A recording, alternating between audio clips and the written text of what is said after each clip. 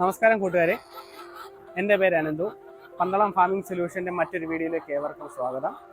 ഞങ്ങളുടെ ഈ വർക്ക് നടന്നത് കൊട്ടാരക്കര പുനലൂർ റോഡിലാണ്. ഏകദേശം 1000 മുട്ടക്കോഴിയുടെ ഫാമാണ് ഞങ്ങളിവിടെ ചെയ്തു നൽകിയത്. മറ്റുള്ള ഫാമിൽ നിന്ന് വളരെയധികം വ്യത്യസ്തത്തിലാണ് ഞങ്ങൾ ഈ ഫാം നിർമ്മിച്ചത്. ഞാൻ ഈ ഒരു വീഡിയോയിലൂടെ ഈ ഒരു ഫാമിൻ്റെ കൺസ്ട്രക്ഷൻ രീതിയാണ് കാണിക്കുന്നത്. മാക്സിമം ടെറസിൻ്റെ മുകളിലുള്ള ഫാമിംഗ് നിങ്ങൾ തുടങ്ങാതിരിക്കുക. അതിന് വളരെയധികം എക്സ്പെൻസ് കൂടുതലാണ്. പിന്നെ യാതൊരു രീതിയിലും സ്ഥല സൗകര്യം ഇല്ലാത്തവർ മാത്രമേ ഈ ഒരു രീതിയിൽ ഫാം കൺസ്ട്രക്ഷൻ ചെയ്യാവുള്ളൂ. അതുപോലെ തന്നെ ഫാം കൺസ്ട്രക്ഷൻ ചെയ്യുന്നതിന് മുമ്പ് തന്നെ പല രീതിയിലുള്ള മാറ്റങ്ങൾ നമ്മൾ വരുത്തണം. റൂഫിംഗ് ഷീറ്റ് അടിച്ചവരാണെങ്കിൽ അതിൻ്റെ മുകളിൽ തന്നെ ചൂട് കുറയ്ക്കാനുള്ള രീതിയിലുള്ള ക്രമീകരണങ്ങൾ ചെയ്തിട്ട് മാത്രമേ ഫാം തുടങ്ങാവുള്ളൂ. ഇപ്പോൾ നമ്മൾ ഫസ്റ്റായിട്ട് ചെയ്തിരിക്കുന്നത് ആദ്യത്തെ ഫാമിൻ്റെ ബേസ് ആണ് നിർമ്മിക്കുന്നത്.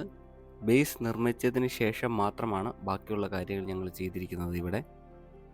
പിന്നെ കേജിൻ്റെ നിർമ്മാണമാണ്. ഒറിജിനൽ ടാറ്റയുടെ മെഷുകൾ കൊണ്ടാണ് ഞങ്ങൾ നിർമ്മിക്കുന്നത്. അതുകൊണ്ട് തന്നെ യാതൊരു രീതിയിലുള്ള തുരുമ്പ് പിടിക്കുകയോ അല്ലെങ്കിൽ ദ്രവിച്ചു മാറുകയോ ഇല്ല. ലൈഫ് ടൈം ഗ്യാരൻറ്റിയാണ് നമുക്ക് ടാറ്റയുടെ മെഷ് കൊണ്ട് ചെയ്യുവാണെങ്കിൽ.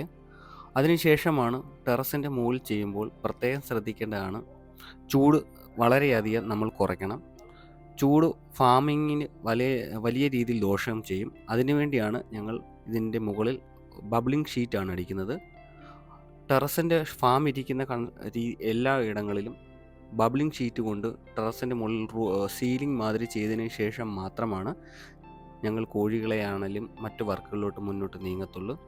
അങ്ങനെ ചെയ്തെങ്കിൽ വളരെയധികം ചൂട് കുറഞ്ഞിട്ട് നമുക്ക് എഗ്ഗിൻ്റെ പ്രൊഡക്ഷൻ ആണെങ്കിലും കോഴികൾക്കാണെങ്കിലും മറ്റു രീതിയിലുള്ള ബുദ്ധിമുട്ടുകളും ഉണ്ടാകത്തില്ല.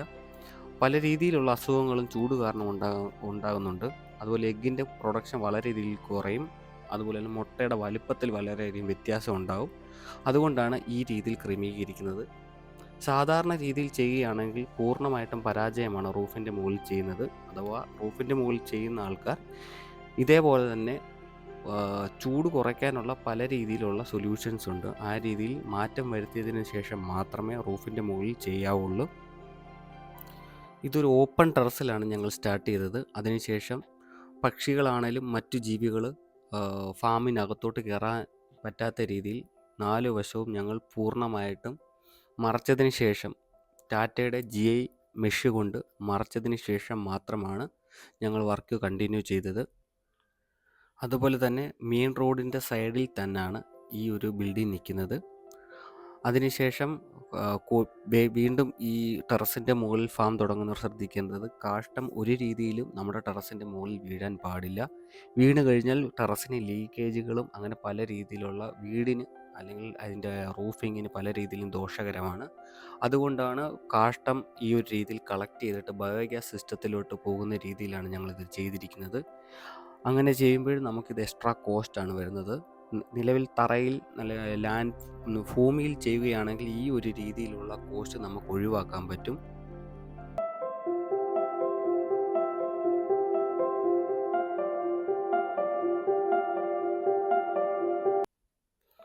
റൂഫിങ്ങിൻ്റെ മുകളിൽ ഞങ്ങൾ bubbling sheet, aluminium bubbling sheet ചൂട് കുറയാൻ വേണ്ടി യൂസ് ചെയ്തതിന് ശേഷം ഒന്നും കൂടി അതിൻ്റെ മുകളിൽ ഗ്രീൻ നെറ്റ് കെട്ടിയിട്ടുണ്ട്. അത് ഒരു സീലിംഗ് മാതിരി മുകളിലുണ്ട്. അതുകൊണ്ട് യാതൊരു രീതിയിലും ഈ ഒരു ഫാമിൽ ഇനി ചൂട് അധികം എന്നുള്ള രീതിയിൽ യാതൊരു കോഴികൾക്കാണേലും മറ്റ് ജീവികൾക്കാണേലും യാതൊരു രീതിയിലും ദോഷകരമായിട്ട് ഈ ഫാമിൽ നിന്നുണ്ടാകില്ല.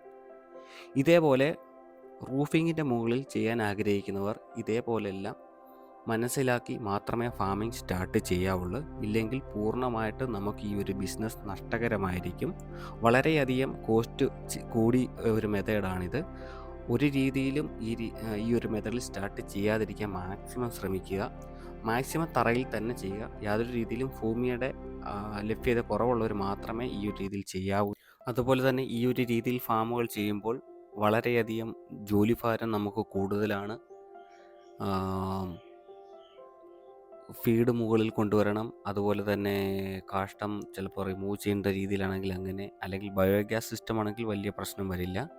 അത് ഡയറക്റ്റ് ബയോഗ്യാസ് സിസ്റ്റത്തിലോട്ട് പോയി കഴിഞ്ഞാൽ നമുക്ക് ഒരു വീട്ടിലേക്കുള്ള പൂർണ്ണമായിട്ടുള്ള ഗ്യാസിൻ്റെ ഉൽപ്പാദനം ഈ ഒരു രീതിയിൽ ചെയ്യുകയാണെങ്കിൽ നമുക്ക് ലഭിക്കും. ഞങ്ങളുടെ ഫാമിൽ തന്നെ വളർത്തിയ BV380 ഒറിജിനൽ ബേഡുകളാണ് ഞങ്ങളിവിടെ നൽകിയിരിക്കുന്നത്. ഞങ്ങൾ നൽകിയതിന് ശേഷം ഒരാഴ്ചയ്ക്കുള്ളിൽ മുട്ടയിടുന്ന കോഴികളെയാണ് നൽകിയത്. അതുപോലെ തന്നെ കറക്റ്റ് ഒരാഴ്ചയ്ക്കുള്ളിൽ തന്നെ മുട്ടകളെല്ലാം ലഭിച്ചു തുടങ്ങി ഇവിടെ. ഒറിജിനൽ BV380 ആണ് ഞങ്ങൾക്ക് സപ്ലൈ ഉള്ളത്. കേരളത്തിൻ്റെ എല്ലാ വശങ്ങളിലും അതുപോലെ തന്നെ തമിഴ്നാട്, കർണാടക എന്നീ സ്ഥലങ്ങളിലേക്കും ഞങ്ങൾ സപ്ലൈ ചെയ്യുന്നുണ്ട്. ചെറിയ ക്വാണ്ടിറ്റിയിൽ ഞങ്ങൾ കോഴികളെ എത്തിച്ച് നൽകുന്നതാണ്.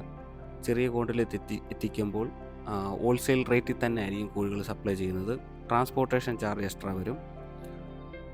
ഒറിജിനൽ BV380 ആണ്. ഫുള്ള് വാക്സിനേഷൻ ചെയ്തതിന് ശേഷമാണ് ഞങ്ങൾ കോഴികളെ നൽകുന്നത്. കേരളത്തിലും തമിഴ്നാട്ടിലും അതുപോലെ തന്നെ കർണാടക, ആന്ധ്ര എന്നിവിടങ്ങളിലും ഞങ്ങൾ പൂർണ്ണമായും ഫാമിൻ്റെ കൺസ്ട്രക്ഷൻ വർക്ക് ചെയ്ത് നൽകുന്നുണ്ട് നിലവിൽ. ഞങ്ങളുമായിട്ട് ബന്ധപ്പെടേണ്ട details Pandalam farming solution, Pandalam. Phone number 8289812614. Thank you.